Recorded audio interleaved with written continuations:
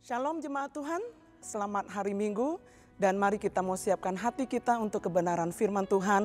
Dimanapun saudara-saudara berada, mari kita hampiri Tuhan di dalam doa supaya pada kesempatan ini Dia akan mengimpartasikan firman-Nya dan kuasanya atas kita semua di dalam nama Tuhan Yesus Kristus. Bapa, kami mengucap syukur karena Engkau sudah memberikan kehidupan kepada kami. Bukan saja kehidupan sekarang, tetapi kehidupan di masa yang akan datang. Kami bersyukur kepadamu.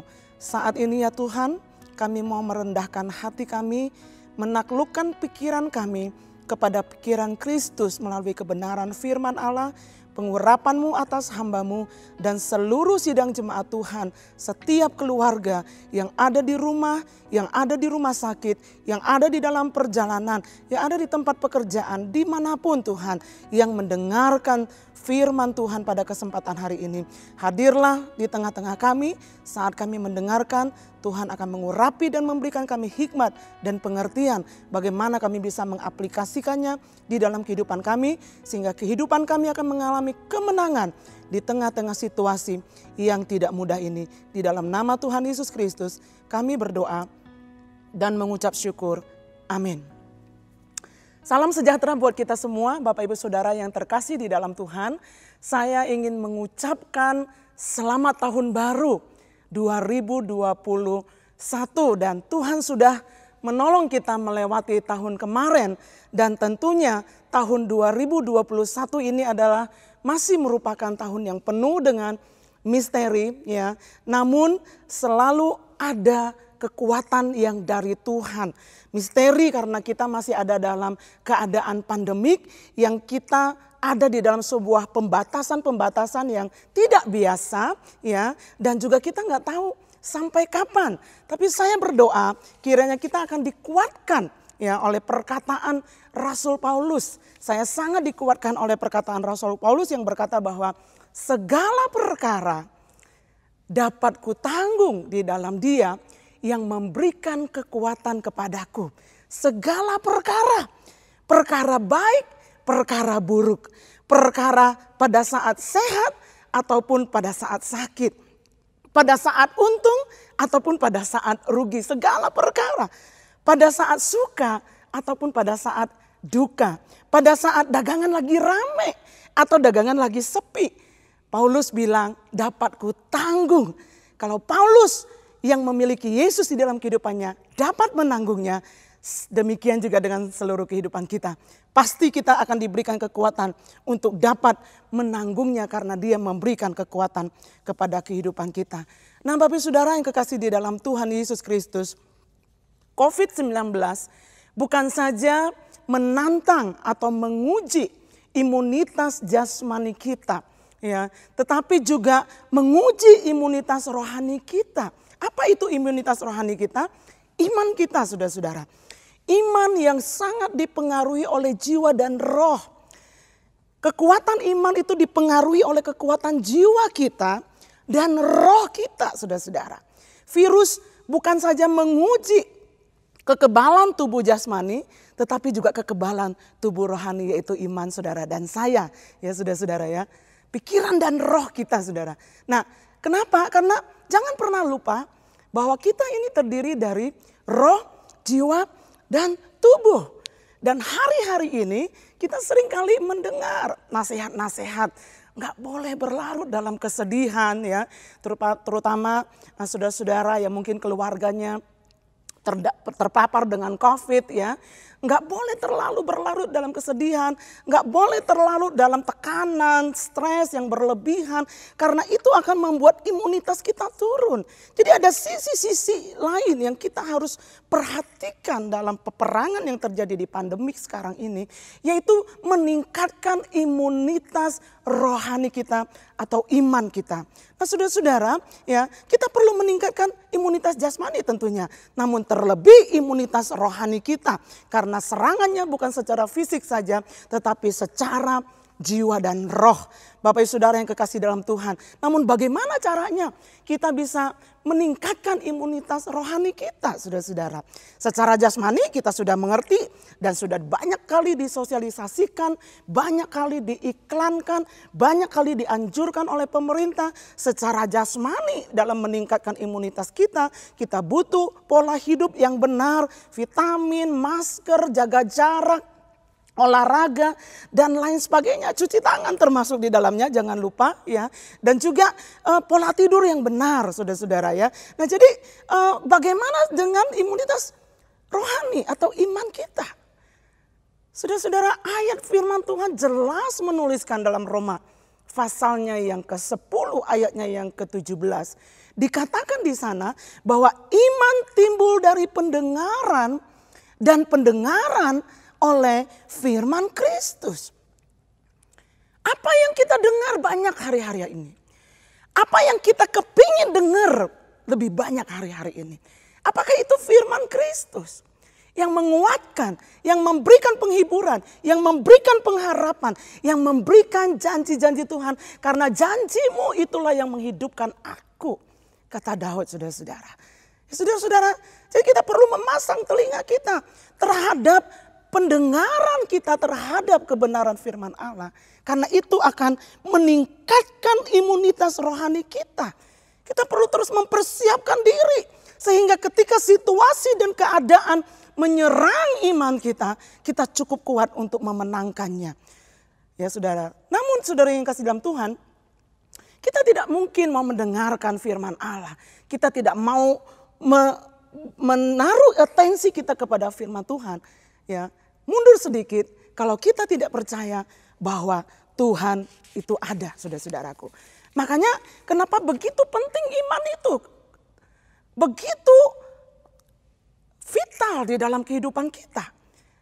Ibrani 11 ayatnya yang ke-6 sampai menuliskan, tetapi tanpa iman tidak mungkin orang berkenan kepada Allah.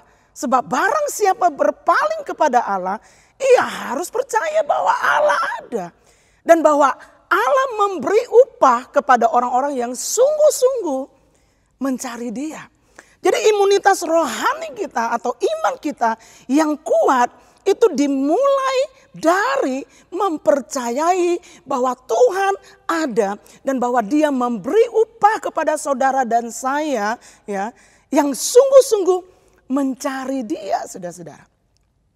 Nah, kita perlu belajar dari sikap dan keputusan orang-orang yang sangat mempercayai keberadaan Tuhan atau eksistensi Tuhan.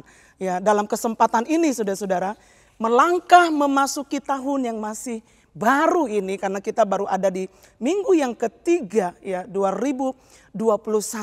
Saya mau mengajak saudara belajar dari seorang pribadi yang sangat luar biasa, yang sangat mempercayai bahwa Tuhan ada dan dia harus pastikan bahwa Tuhan menyertai perjalanan kehidupannya di dalam kehidupannya sehari-hari. Keluaran pasalnya yang ke-33 ayatnya yang ke-15. Berkatalah Musa kepada Tuhan, jika engkau sendiri tidak membimbing kami. Kalau dalam terjemahan yang lain, jika kehadiranmu tidak bersama-sama dengan kami, janganlah suruh kami berangkat dari sini. Nah, saudara-saudara, jika pribadi Tuhan, Musa sedang berkata, ya, kalau dalam konteks perjanjian baru, jika firman Allah tidak menyertai saya, karena Yohanes 1 ayat 1 berkata pada mulanya adalah firman dan firman itu adalah Allah dan firman itu bersama-sama dengan Allah. Saudara-saudara, jadi jika firman Allah, jika pribadi Allah, jika kuasa Tuhan, jika kekuatan Allah tidak menyertai saya tidak mau berjalan. Itu pengharapan dan permohonan yang kita secara pribadi harus buat pada kesempatan ini, saudara-saudara. Ya, kita tahu dalam cerita ini ada backgroundnya, ada latar belakang. Ya, Tuhan marah kalau kita baca di dalam pasalnya yang ke-32 dari kitab Keluaran ini, karena umat Allah ya karena mereka desperate menunggu Musa yang begitu lama naik ke atas gunung. Dan mereka mulai menciptakan patung emas lembu yang akhirnya mereka sembah. Dan itu membuat Tuhan menjadi marah dan Tuhan memutuskan untuk meninggalkan umatnya pada saat itu. Dan di pasal 33 kita melihat di awal-awal bagaimana orang Israel bertobat dari ketidakpercayaan mereka terhadap Tuhan. Dan Musa di hadapan Tuhan di kemah pertemuan memohon pengampunan dari Tuhan. Ya. Dan berdoa agar Tuhan tetap menyertai mereka. Saudara-saudara, Musa tidak bisa membayangkan keterpisahan dari Tuhan dalam perjalanan kehidupannya, dalam perjalanan kepemimpinannya. Dia nggak bisa membayangkan sampai-sampai dia berkata, jika engkau sendiri tidak membimbing kami, janganlah suruh kami berangkat dari sini. Saudara-saudara, kenapa Musa begitu menginginkan penyertaan Tuhan? Kenapa Musa begitu memaksa kehadiran Tuhan? Kenapa Musa begitu menginginkan bahwa Tuhan harus ada intervensinya, kehadirannya, kuasanya menyertai perjalanan orang Israel? Kenapa saudara-saudara? Karena Musa tahu bahwa perjalanan ini sangat beresiko. Ya. Ada resiko di jalan, ada kondisi-kondisi yang unexpected. Ada kondisi-kondisi yang kita nggak tahu siapa yang akan ditemui di jalan, apa yang akan ditemui di jalan. Kita nggak tahu, ada serangan dari dalam, ada serangan dari luar. Saudara bayangkan pada saat itu Musa harus memimpin umat yang begitu besar. Ya. Gimana kalau sampai di jalan ada yang ngadat dan nggak mau jalan? Gimana kalau sampai di jalan ada yang berantem? Gimana kalau sampai di jalan ada yang sakit? Gimana kalau sampai di jalan mereka membutuhkan makanan dan lain sebagainya? Ada begitu banyak kondisi-kondisi yang penuh dengan resiko. Musa udah tahu itu. Saudara-saudara, Musa memahami benar bahwa perjalanan ini tidak mudah. Sehingga dia nggak pede. Dia nggak percaya diri kalau dia harus berjalan sendirian. Makanya dia tidak bisa membayangkan keterpisahan Tuhan dalam perjalanan ini. Karena menyadari keterbatasannya saudara-saudara. Musa menyadari bahwa dia terbatas dengan minimal 3 hal. Terbatas dengan hikmatnya. Terbatas dengan kekuatannya bagaimana bisa mengayomi bangsa yang besar ini. Terbatas dengan pengetahuannya karena dia sendiri belum pernah melakukan perjalanan seperti ini. Sama seperti itu saudara dan saya. Pertama kali dalam kehidupan kita menghadapi pandemik yang seperti ini. Saudara. Kita nggak ngerti perjalanannya. Makanya kita butuh intervensi Tuhan saudara-saudara. Saya nggak tahu apakah saudara pernah mengalami ini, tapi saya sering kali mengalami ini ketika saya pergi berkunjung melayani di sebuah daerah, ya. Yang saya nggak tahu lapangannya seperti apa, saya nggak tahu bagaimana yang akan terjadi di sana, bagaimana jemaat yang hadir dalam ibadah KKR-nya, bagaimana rute perjalanannya, laut yang harus diseberangi. Tetapi kalau kita ditemani oleh orang-orang yang memang sudah tahu lapangan dan mengerti situasi dan kondisi, ada confident di dalam diri kita, saudara-saudara. Saya merasakan itulah yang Musa rasakan, disertai oleh Allah yang maha besar. Makanya Musa memutuskan, kalau engkau ya Tuhan tidak membimbing kami, jangan suruh kami berangkat dari perjalanan ini menuju ke titik yang berikutnya, saudara-saudara. Berapa banyak di antara kita yang mau berkata seperti Musa berkata, Tuhan jangan suruh saya berjalan. Saya nggak mau berjalan tanpa engkau. I need you more than anything. Saya membutuhkan Tuhan yang penuh dengan hikmat, yang penuh dengan pengetahuan, yang penuh dengan kuasa dan kekuatan untuk menyertai 2021 yang saya akan lewatin, saudara-saudara. Musa sangat bergantung kepada Tuhan dan mengerti benar bahwa situasi dalam perjalanan ini akan ada banyak serangan.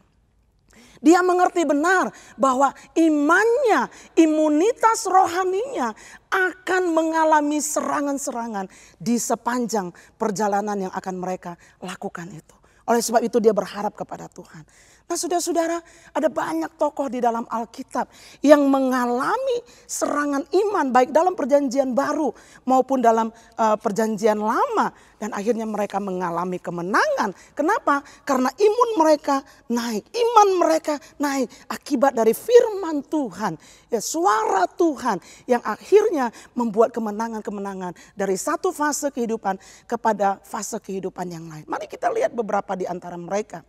Yang pertama, kita lihat Nabi Elia, saudara-saudara.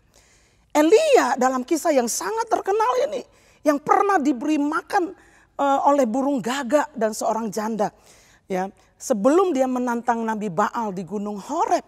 Saudara-saudara, Elia pada waktu itu imannya menggerakkan Tuhan untuk mengirim api.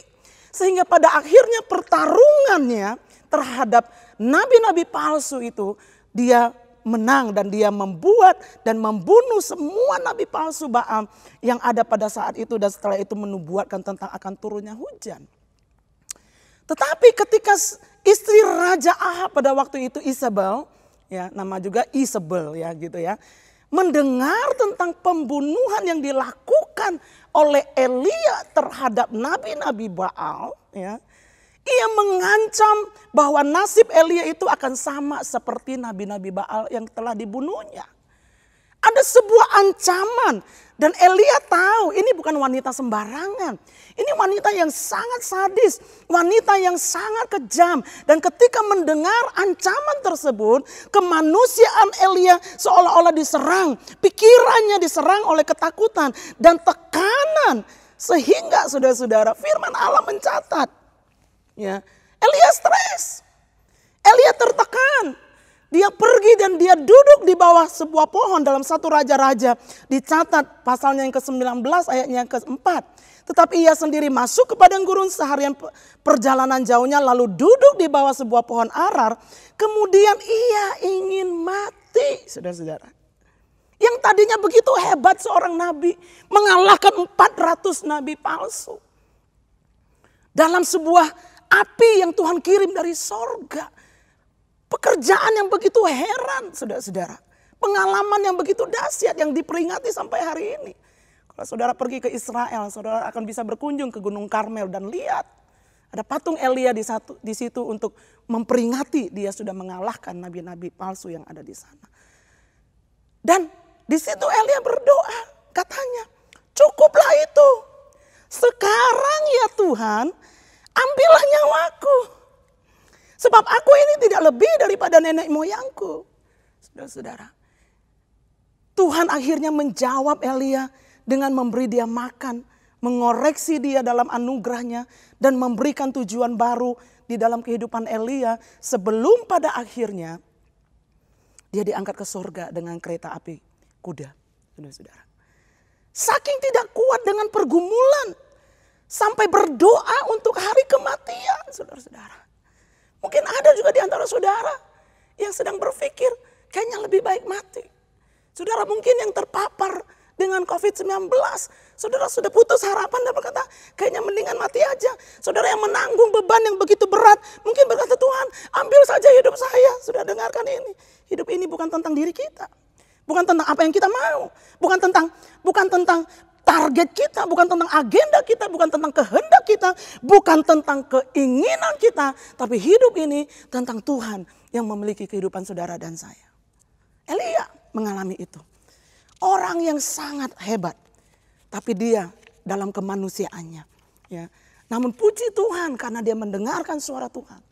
Dia mendengarkan firman Allah. Kehadiran Allah nyata dalam conversation mereka, dalam percakapan mereka. Dan firman itu menang karena iman timbul dari pendengaran. Dan pendengaran akan firman Allah. Saudara-saudara, yang kedua Gideon. Ya. Gideon ketika itu orang-orang Israel sedang ada dalam masalah yang begitu berat. Dijajah satu jajahan lepas jajahan, saudara-saudara. Mengalami keterpurukan yang sangat luar biasa ketika Tuhan memanggil Gideon. Dan malaikat Gideon mengumumkan kepada dia, hai engkau jangan takut, hai pahlawan yang gagah berani, saudara-saudara. Dan memanggil Gideon pada saat itu untuk menyelamatkan umat Israel. Namun kita baca dalam kisahnya di dalam kitab Hakim-Hakim, Gideon sepertinya menolak. Apa yang diomongkan oleh malaikat Tuhan itu nggak sesuai dengan kenyataan. Saya itu orang penakut. Kok saya disebut sebagai seorang yang gagah berani, yang akan membawa kemenangan untuk orang-orang Israel, saudara-saudara. Saudaraku, karena Gideon sama seperti beberapa di antara kita. Dia bertanya, kalau memang Tuhan itu ada, ya, kenapa kita harus mengalami kesulitan seperti yang sekarang kita alami? Bukankah itu pertanyaan beberapa di antara saudara? Bukankah itu juga pernah menjadi pertanyaan dalam kehidupan saya? Ya, saudara-saudara. Namun akhirnya karena Gideon merasa diabaikan, namun dia tetap tahu bahwa hanya Tuhan penolongnya, saudara-saudara. Akhirnya dia memohon belas kasihan Tuhan. Dan Tuhan menjawab dia. Ya, yang tadinya dia menolak kata-kata tersebut. Menolak panggilan untuk membebaskan orang Israel. Memimpin peperangan terhadap orang Amalek pada waktu itu. Akhirnya ia menggenapi misi Tuhan di dalam kehidupannya. Seperti bagaimana Tuhan memimpin kehidupannya. Sejalan dengan pimpinan Tuhan dalam kehidupannya. Saudara-saudara, apakah kondisimu hari ini menyebabkan engkau menolak panggilan Tuhan dalam kehidupanmu? Kau mulai berkata, mana mungkin dalam kondisi ini aku masih bisa jadi berkat.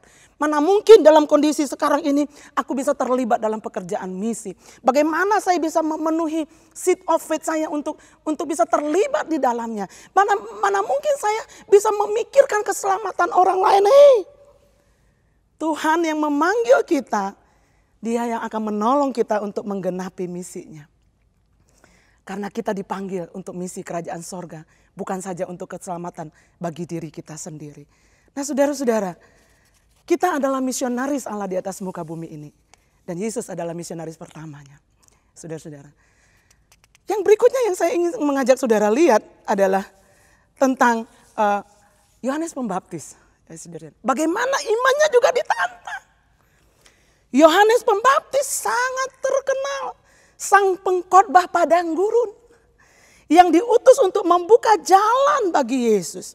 Dia memulai pelayanannya dengan antusias yang besar, semangat yang hebat, begitu percaya diri dan yakin tentang pemberitaannya, saudara-saudara. Kalau bicara tentang Yesus, dia berkata, lihatlah anak domba Allah yang menghapus dosa dunia. Dan aku telah melihat dan aku bersaksi bahwa dialah pilihan Allah. Wow, satu semangat yang hebat. Satu spirit yang sangat kuat. Satu iman yang sangat percaya dan pasti pada waktu itu, saudara-saudara. Namun ketika dia mendapati dirinya ada di dalam penjara. Dia di penjara pada waktu itu, ya. Yohanes mulai mempertanyakan apakah benar Yesus itu adalah Mesias. Sampai-sampai dia mengutus murid-muridnya untuk bertanya kepada Yesus, apakah benar engkau adalah Mesias, saudara-saudara? Yesus dengan begitu percaya diri, ya, menjawab seperti yang kamu katakan. Dan akhirnya Yohanes diteguhkan imannya kembali, saudara-saudara. Saudara, apakah kondisi di penjara hari-hari ini karena kita ada dalam suasana pembatasan atau PSBB membuat kita meragukan ketuhanan Kristus dalam kehidupan kita? Meragukan, kita sudah tidak percaya lagi kepada kuasa namanya. Udahlah, nggak usah sebut lagi nama Yesus, sebut nggak sebut sama aja. No, saudara-saudara. Ya. Apakah kita mulai meragukan bahwa hikmat Tuhan sanggup menolong kita, sehingga kita nggak mau lagi belajar firman Tuhan? Apakah kita meragukan bahwa kuasanya sudah tidak sanggup melepaskan kita? Padahal firman Allah dalam Ibrani 13 ayat 8 berkata, Yesus Kristus, Sang Mesias itu tidak berubah. Dia tetap baik kemarin, hari ini, sampai selama-lamanya. Apakah kondisi terpenjara hari-hari ini membuat engkau ragu? Mari percaya firman Allah. Yesus Kristus tetap sama. kemarin, hari ini, sampai selama-lamanya. Yang terakhir saudara, masih banyak yang lain, tapi saya angkat beberapa karakter pada kesempatan ini. Maria dan Marta. Saudara-saudara, Yesus banyak menghabiskan waktu dengan kedua saudari ini bersama dengan saudara mereka yang bernama Lazarus. Satu keluarga ini mengikuti Yesus, melayani Yesus, mendengar dia. Namun tetap bergumul dalam fase kehidupan mereka tertentu. Bergumul dengan iman mereka terhadap Yesus Kristus. Ketika Lazarus sakit dan meninggal. Dan pada saat itu terjadi, Yesus sedang tidak bersama-sama dengan mereka, saudara-saudara. Ya. Dan ketika itu pun Yesus tidak langsung datang nyamperin, ngelayat. Ya, Lazarus meninggal. Lalu kedua saudari ini Maria dan Marta, ya, mereka bergumul dalam pikiran mereka. Sampai-sampai mereka bilang, jika engkau ada di sini, maka dia nggak akan mati, Lazarus nggak akan mati. Yesus mengingatkan mereka bahwa dialah kebangkitan dan hidup. Akhirnya mereka percaya. Dan mereka percaya ada masa depan. Sekalipun pada saat itu mereka sedang mengalami pergumulan karena adik mereka meninggal. Karena perkataan Yesus tentang siapa dirinya, bahwa dia adalah kebangkitan dan yang hidup, maka Lazarus dibangkitkan pada hari yang sama. Percayakah engkau dengan perkataan Yesus? Percayakah saudara dengan firman Allah? Di tengah-tengah situasi yang kelihatannya bertolak belakang dengan apa yang kita harapkan. Di tengah-tengah situasi yang tidak nyaman, apakah engkau masih percaya perkataan Tuhan? Salah satu pernyataan ilahi yang sangat memberkati saya di akhir tahun kemarin. Saya ingin share dengan Bapak Ibu Saudara pada kesempatan ini. Salah satu pernyataan ilahi sangat menghibur adalah pesan Tuhan yang disampaikan melalui Nabi Yesaya. Pada zaman Yesaya kita tahu, ya, Yesaya asli dari Yerusalem dan dipanggil Tuhan untuk menyampaikan pesannya kepada umat Israel pada waktu itu. Pada masa kecil Yesaya, Yerusalem sangat aman, makmur, saudara-saudara. Namun situasi berubah akibat pemberontakan orang Israel kepada pemerintahan yang ada pada waktu itu, menyebabkan Yerusalem dikepung dan diserang pada saat itu. Situasi perang, lockdown, ketakutan, tidak menentu, nggak tahu sampai kapan pada masa itu, saudara-saudara. Di tengah-tengah situasi yang seperti itu, Yesaya menyampaikan pesan ilahi yang saya percaya Tuhan sampaikan kepada kita pada kesempatan ini. Karena pesan ini ditujukan kepada orang pilihan, keturunan Abraham, dan orang-orang yang dikasihi oleh Tuhan. Saudara lihat ayat-ayat ini. Yesaya 41 ayatnya yang ke-8, ayat 9-10. Tetapi engkau hai Israel hambaku, hai Yakub yang telah kupilih, bukankah saudara orang pilihan? 1 Petrus pasal 2 ayat 9. Keturunan Abraham, Galatia menyebutkan bahwa kita orang-orang yang percaya adalah keturunan Abraham yang mewarisi warisan Abraham. Yang kukasihi, bukankah kita dikasihi oleh Yesus? Yesus berkata, aku mengasihi engkau. Engkau yang telah kuambil dari ujung-ujung bumi dan yang telah kupanggil dari penjuru-penjurunya. Aku berkata kepadamu, dengarkan ini saudara. Engkau hambaku, aku telah memilih engkau dan tidak menolak engkau. Jika doamu belum dijawab, keinginanmu belum diberikan oleh Tuhan, bukan berarti dia menolak engkau. Iblis akan selalu berusaha untuk bilang, tuh kan doamu ditolak, makanya Tuhan menolak engkau. No, itu kebohongan terbesar yang akan melemahkan imun kita, saudara-saudara. Imun rohani, imunitas rohani kita akan dilemahkan oleh kebohongan-kebohongan iblis. Saudara harus hati-hati hari-hari ini. Ya, janganlah takut. Sebab aku menyertai engkau. Janganlah bimbang sebab aku ini Allahmu. Aku akan meneguhkan engkau, bahkan akan menolong engkau. Aku akan memegang engkau dengan tangan kananku yang membawa kemenangan. Tangan Tuhan yang sangat kuat. Tangan Tuhan yang luar biasa, saudara-saudara.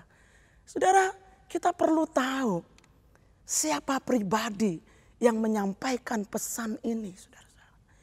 Siapa dia yang berkata pada hari ini, jangan takut engkau pilihanku.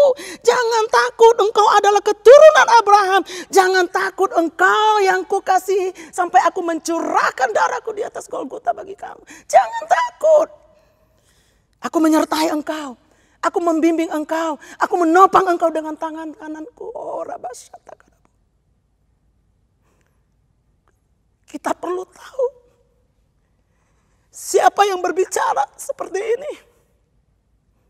Firman Allah menuliskan dia adalah Elohim dalam bahasa aslinya. Dia Allah luar biasa dengan karakter 3M, saudara-saudara. Dalam bahasa aslinya, dalam terjemahan-terjemahan yang lain kita bisa lihat. Yang pertama, dia Allah omnipotence, yang berarti dia maha kuasa.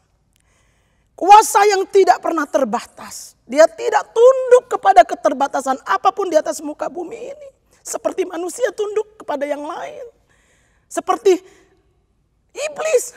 Seperti apapun dia gak pernah tunduk kepada siapapun. Karena dia pemegang kekuasaan tertinggi. Kuasa Allah tidak pernah terbatas. Tidak pernah dibatasin oleh apapun juga termasuk corona.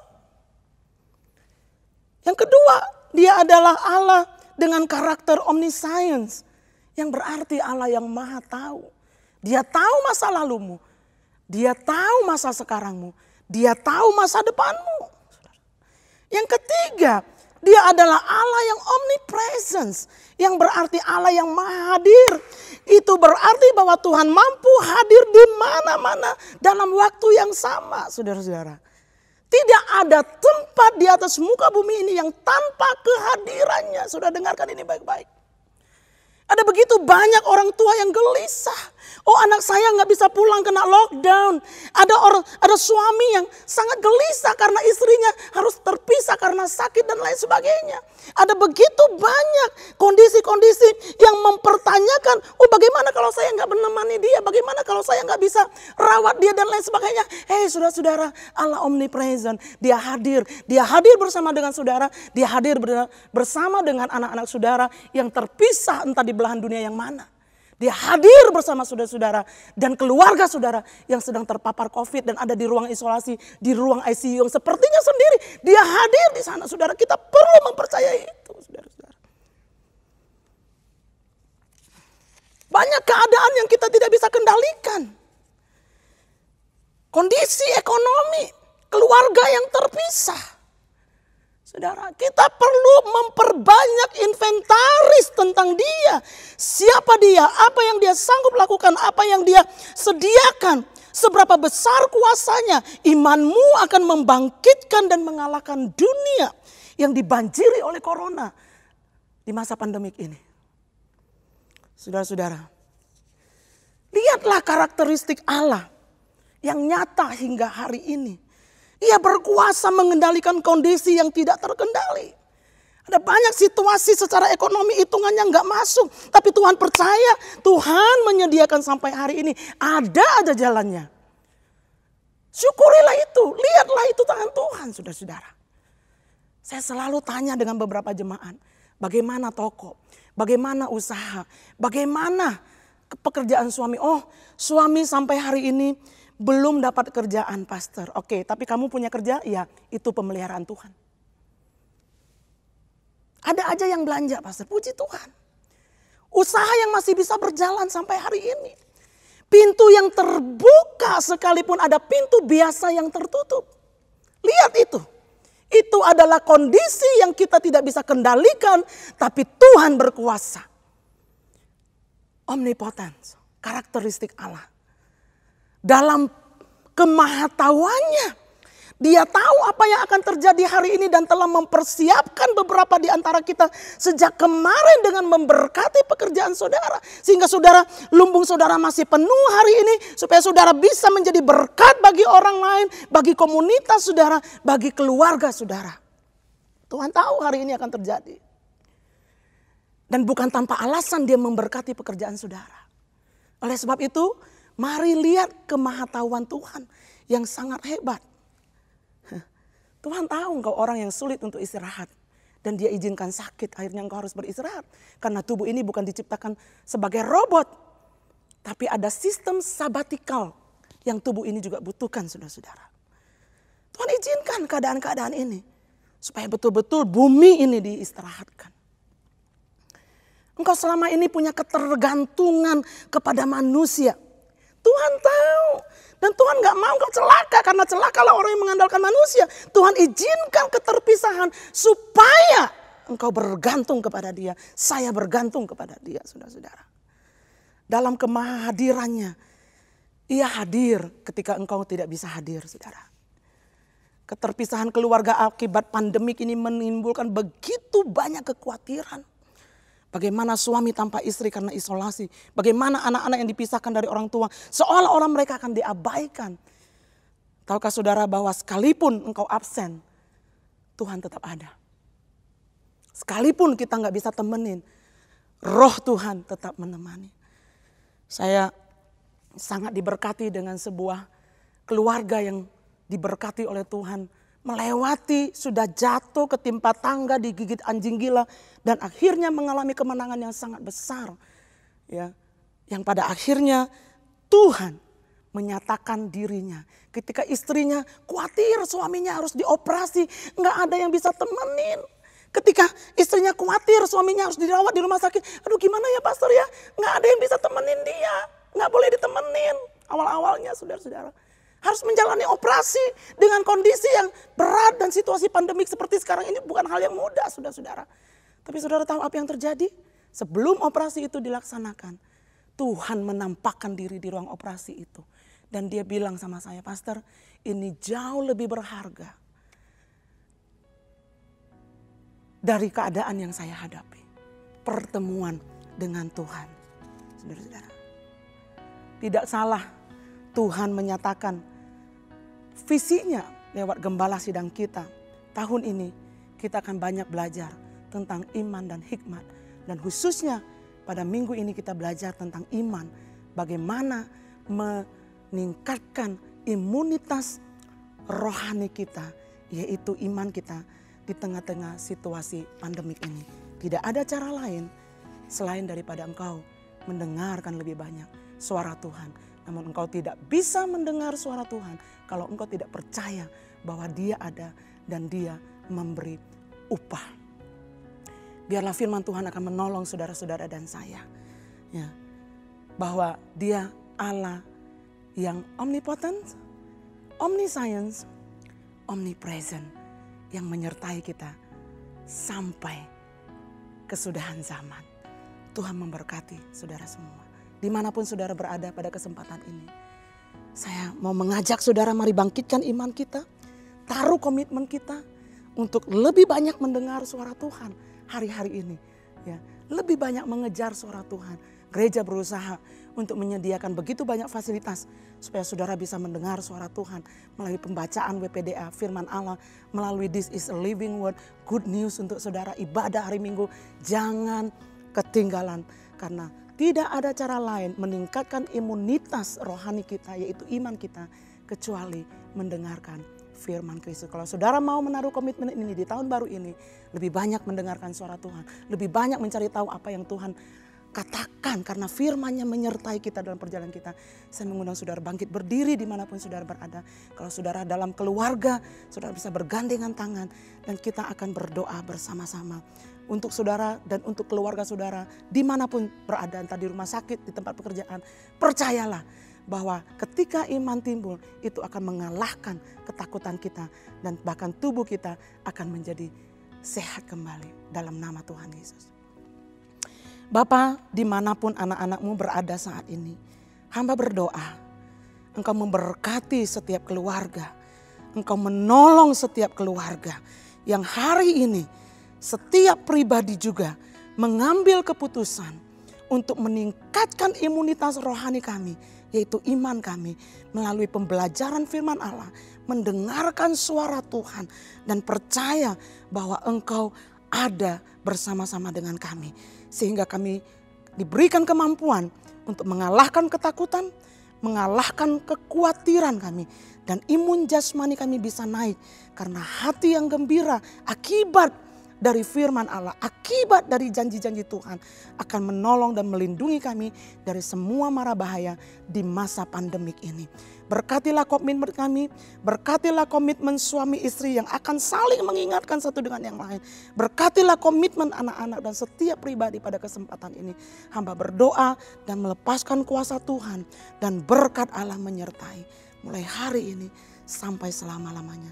Di dalam nama Yesus Kristus, Engkau memberkati dan menguatkan setiap anak-anak-Mu juga yang sedang ada di rumah sakit ataupun isolasi mandiri di rumah yang mendengarkan firman Tuhan ini. Bahwa ketika ini terjadi Tuhan, kami perlu meningkatkan imunitas rohani kami, iman kami. Lebih dari apapun juga, Engkaulah sumber kehidupan kami. Di dalam nama Tuhan Yesus, perkara besar terjadi, kesembuhan di rumah sakit, kesembuhan di rumah-rumah, dan pemulihan iman kami. Di dalam nama-Mu kami berdoa dan terima kekuatan dari Tuhan. Haleluya. Amin.